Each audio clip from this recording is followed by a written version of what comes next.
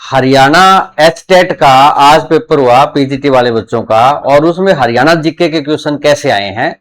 आपका कल भी हरियाणा का पेपर है एचटेट का, तो वो बच्चे देख सकते हैं थोड़ा सा एक आइडिया, और उनका आंसर की भी बता देता हूं आपको, मिला लेना कि 10 में से आपके कितनी ठीक है।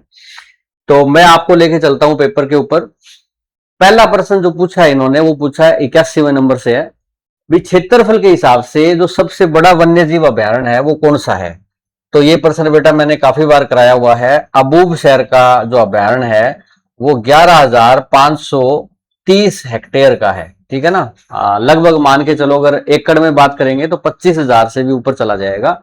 तो ये सबसे बड़ा है, और ये कहां पड़ता है, सिरसा में। कलेसर वाला कहां पड़ जाएगा आपका, यमुनानगर में। खोल ही रेतान और बीर शिकारगढ़, ये दोनों कहां पे है, आपके पंचकुला में है। और बीर शिकारगढ़ में वो भी है गिद्ध संरक्षण केंद्र जो है, तो इसके लिए काफी फेमस है गिद्ध के लिए वो। इसको ऐसे याद रख लो कि गिद्ध शिकार करता है ना, तो बीर शिकारगढ़। अगला है हरियाणा की हरिहर योजना किससे संबंधित है, हरिहर योजना, ठीक है। तो अब किसी बच्चा लावारिस है, अगर कोई बच्चा जिसके माँ बाप नहीं है, कहीं जिसको छोड़ दिया गया अनाथालय में, तो उसका कौन सहारा है, उसका हरि सहारा है, भगवान ही सहारा है उसका।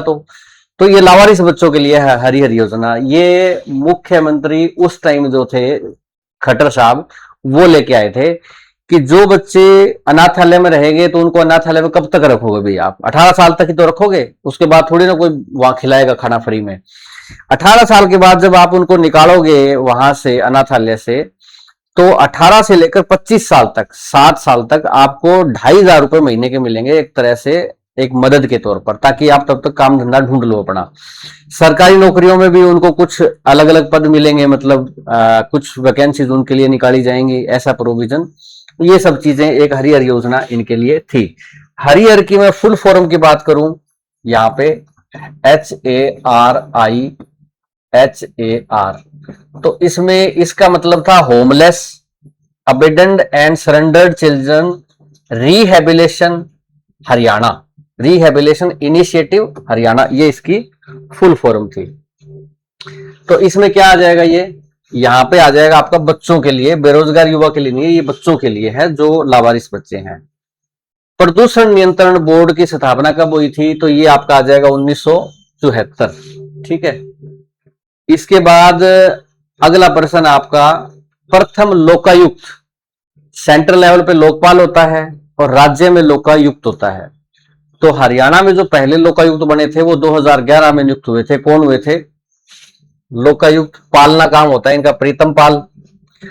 रणजीत सिंह नरूला हरियाणा के तीसरे वो थे राज्यपाल थे। बाबू परमानंद जो है वो 2000 में हरियाणा के राज्यपाल नियुक्त हुए थे। नवल किशोर अग्रवाल शायद हरियाणा से संबंधित नहीं है। पांचवा प्रश्न है आपका कि जो खिलाड़ी आपको दिए हैं 4, इसमें से जो जिम्नास्टिक से संबंधित नहीं है वो बताना है आपको। तो इसमें एक खिलाड़ी है गीता जुत्सी। गीता जुत्सी क्या है, दौड़ाक है ये जिम्नास्ट से संबंधित नहीं है। कुरुक्षेत्र में ज्योतिश्वर सरोवर है, बड़ा फेमस है। ज्योतिश्वर सरोवर के पास कृष्ण अर्जुन का रथ, जिसमें कृष्ण गीता का संदेश अर्जुन को दे रहे हैं, वो जिसमें अर्जुन नीचे बैठे हुए हैं हाथ जोड़ के, कृष्ण ऊपर है, वो वाला रथ का फोटो मतलब वो बनाना। और शंकराचार्य का मंदिर वो किसने बनवाया था, तो ये कामकोटि पीठ जो थी उसके शंकराचार्य थे, उन्होंने ये बनवाया था। तो ये थोड़ा सा मुश्किल प्रश्न है, जनरली ऐसे प्रश्न नहीं पूछे जाते, तो आप थोड़ा सा ध्यान कर लेना कैसा पेपर आएगा। 2022 में जो मनोहर लाल खट्टर उस टाइम तत्कालीन मुख्यमंत्री थे, उन्होंने क्या किया था कि नए उपमंडल बनाए थे उस टाइम, ठीक है, सब डिवीजन जिनको बोलते हो हरियाणा में। तो वो कितने बनाए थे, वो 8 बनाए थे उस टाइम, ठीक, नए उपमंडल, जिसमें आपका मानेसर भी था, भिवानी में भवानी खेड़ा भी था, जींद में जुलाना भी था, ये सब। अच्छा, 88वां क्या है, हिसार जिले का हांसी शहर। अब ये बात इनको नहीं लिखनी चाहिए थी, मैं बहुत ही गुस्से में हूं इनके खिलाफ, एस्टेट वालों के खिलाफ। अब हांसी खुद जिला बन चुका है, अब ये कैसे लिख सकते हैं हिसार जिले के हांसी शहर, मेरा ऑब्जेक्शन है इसके ऊपर। और जो जो भी हांसी से ये वीडियो देख रहे हैं सारे ऑब्जेक्शन उठा दो कमेंट में, ठीक है। जो board of school education Haryana है, उनके चेयरमैन को सोचना चाहिए कि ऐसा पेपर बना रहे हो आप स्टेट का। हिसार जिले के हांसी सर कैसे लिख सकते हो आप? हांसी खुद जिला बन चुका है अब, ठीक है ना। इवन 2025 में घोषणा हो गई थी इसकी। तो इसमें 80 गढ़ का किला जो है, 80 गढ़ का किला, वो किसके द्वारा बनाया गया था? पृथ्वीराज चौहान द्वारा। शेरशाह सूरी ने तो भाई जीटी रोड बनाई थी जो हरियाणा से होकर जाती है। एक उन्होंने क्या बनाई थी कि हर 2-3 कोस के ऊपर एक मीनारें बनाई थी, जिसके अंदर राह चलते आदमी विश्राम कर सकते हैं, एक दूरी का अंदाजा लग जाए, क्योंकि पहले इतना सड़कें किलोमीटर नहीं थे। फिरोज शाह तुगलक ने क्या किया था भाई? पश्चिमी यमुना नहर बनाई थी, जिससे वो पानी हिसार में ला सके। हिसार का जो किला था वो फिरोज शाह तुगलक ने बनाया था। गुजरी महल फिरोज शाह तुगलक ने बनवाया था। फतेहाबाद और हिसार दोनों शहरों को भी फिरोज शाह तुगलक ने बसाया था और वहां पानी लेके भी आया था। मोहम्मद गोरी ने तो तोड़ फोड़ की थी, हरियाणा में कुछ नहीं बनवाया था। खिलाड़ी सीमा पूनिया अंतिल, अब ये जो इनके पति है वो है अंकुश पूनिया, ठीक है, और इनका नाम था सीमा अंतिल। अब इनकी शादी हो गई, तो शादी होने के बाद इन्होंने दोनों सरनेम रख लिए अपने। खुद का अंतिल था तो पूनिया भी लगा लिया। सीमा पूनिया अंतिल किस गांव से संबंध रखती हैं? हो सकता है प्रश्न ऐसे आ जाए कि किस खेल से संबंधित है, तो डिस्कस थ्रो, ठीक है ना।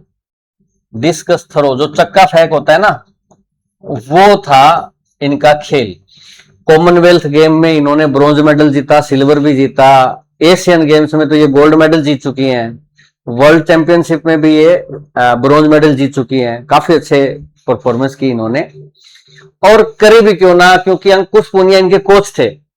अंकुश पूनिया खुद 2004 में ओलंपिक में गए थे, पर वहां मेडल नहीं जीत पाए थे।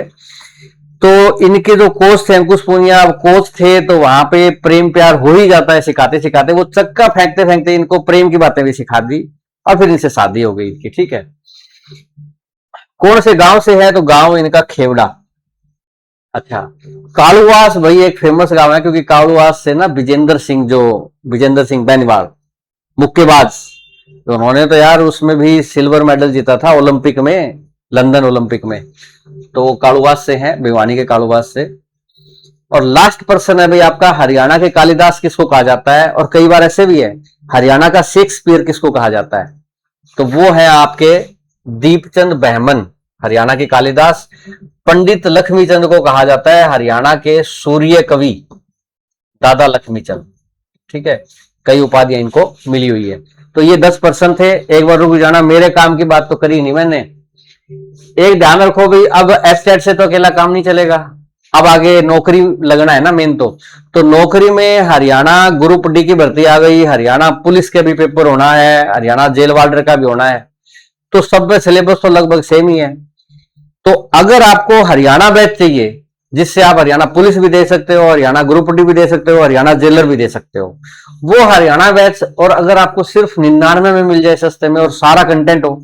अब देखो मैंने आपको 10 क्वेश्चन कराए, इससे थोड़ा अंदाजा तो लग ही गया होगा कि मेरी नॉलेज कैसी है।